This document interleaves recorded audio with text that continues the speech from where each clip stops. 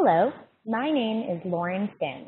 I am an epidemiologist at the Philadelphia Department of Public Health, and I'll be talking with you about Food Safety 101.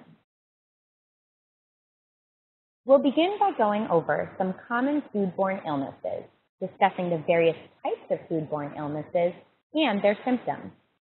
We'll also discuss groups at high risk for complications from infection. Then we'll touch on tips for avoiding foodborne illnesses when cooking at home and identify some foods to avoid if you are in a group at high risk for complications from foodborne illnesses. So what are foodborne illnesses? In general, they are germs that contaminate food or water and make you sick when you ingest them. Food and water can be contaminated at a number of points, including at their source, such as produce that is contaminated in the field as it grows, or at a processing plant, or by the hands of a food handler as they prepare the food. Foodborne illness can be caused by viruses, such as Norovirus or hepatitis A, by bacteria, such as Salmonella, Campylobacter, or Shiga toxin-producing E. coli, or by parasites, including Cryptosporidium and Giardia. Symptoms of foodborne illness can vary depending on the pathogen, but in general, they include diarrhea, nausea, vomiting, and abdominal pain or cramping. In terms of complications, generally healthy children and adults experience a few days of illness and recover fully with no long-term effects. However, at times, foodborne illness can lead to hospitalization and even rarely death. This is especially true among immunocompromised persons, such as those with HIV or those being treated for cancer, as well as the elderly and pregnant women. Next, we'll discuss some common foodborne germs. Norovirus, also referred to as the stomach flu, is believed to be the leading cause of foodborne illness in the United States. Symptoms typically appear within 12 to 48 hours following exposure and include diarrhea, vomiting, nausea, and abdominal cramps. These symptoms typically last 1 to 3 days. Foodborne norovirus often occurs as the result of eating food touched by an infected food handler, but it can also come from the consumption of raw shellfish, such as oysters, and raw produce. Salmonella, a type of bacteria, is another common cause of foodborne illness and is estimated to cause 1 million illnesses in the United States each year. Unlike norovirus, individual cases of Salmonella are reportable to the health department, which sees an average of 250 to 400 cases per year in Philadelphia. Symptom onset is typically 12 to 72 hours following exposure and is characterized by diarrhea, fever, and abdominal cramps. Illness usually lasts 4 to 7 days. Salmonella can be transmitted through various foods, including poultry, produce, nuts, and peanut butter. It is also associated with contact with animals, including turtles, chickens, and frogs. Campylobacter is another type of bacteria that causes foodborne illness.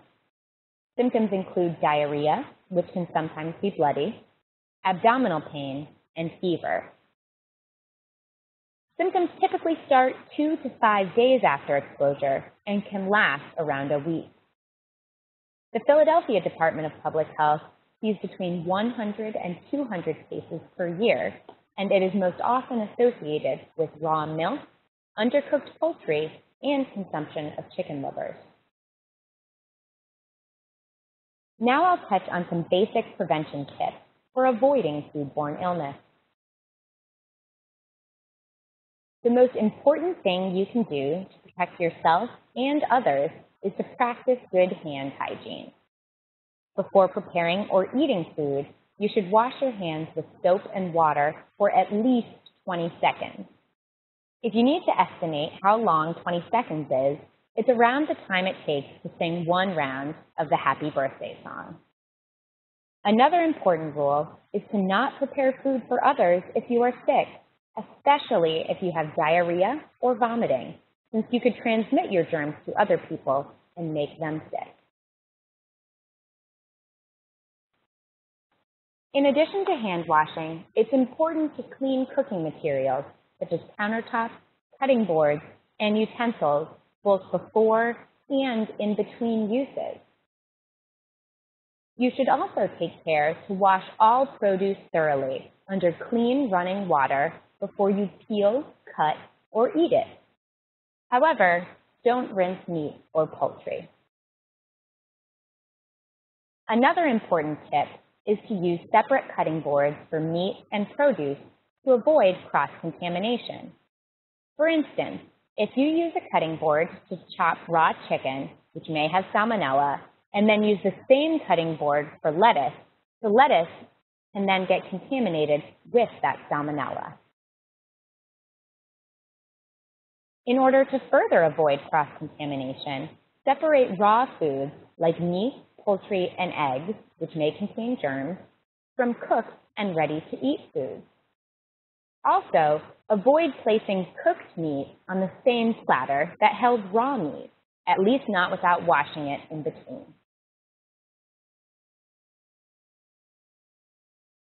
To ensure that any foodborne illness-causing germs are eliminated, cook meat, poultry, and egg-containing dishes to proper temperature.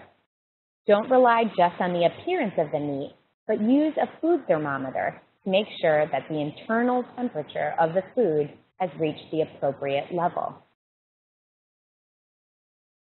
The proper temperature for eliminating disease-causing pathogens varies between food products, as shown here, ranging from 165 degrees Fahrenheit for poultry to 145 degrees Fahrenheit for fresh beef, veal, ham, and pork. There are also guidelines for reheating leftovers and casseroles, which should be heated to 165 degrees Fahrenheit to reduce risk of illness. A good general rule is to keep cold foods cold and hot foods hot. When serving a hot food item, be sure to keep it above 140 degrees Fahrenheit using a slow cooker, chafing dish, or warming tray. In addition to proper heating, leftover items should also be chilled, refrigerated, and thawed appropriately. Leftovers should be refrigerated within 2 hours of being left at room temperature. However, in an outside setting during the summer, food should be refrigerated within 1 hour.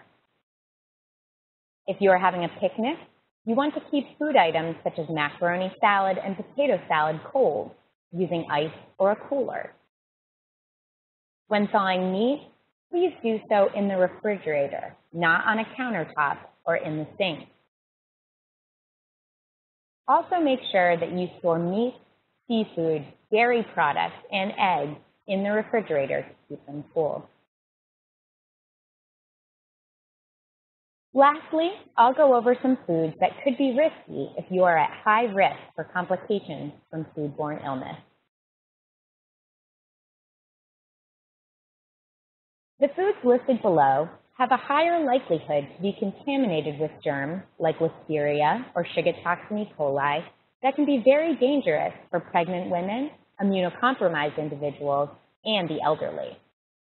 These types of risky foods include soft, unpasteurized cheeses, such as queso fresco, feta, and brie, which can be contaminated with germs like Listeria, as well as raw milk and dairy products made with raw milk, which have been linked to Campylobacter. Unpasteurized juices and ciders are also risky foods. Unfortunately for cookie dough lovers, consuming foods with raw or undercooked eggs, such as cookie dough, brownie batter, cake batter, and certain sauces, such as hollandaise, also put you at higher risk for foodborne illness. Other high-risk foods include raw shellfish, such as oysters, as well as bean sprouts and smoked seafood. Deli meats and hot dogs are also foods to avoid if you are in a high-risk group, unless they are heated to 165 degrees Fahrenheit before eating. That's all for Food Safety 101. Thank you for listening. If you have any other questions, please visit www.foodsafety.gov.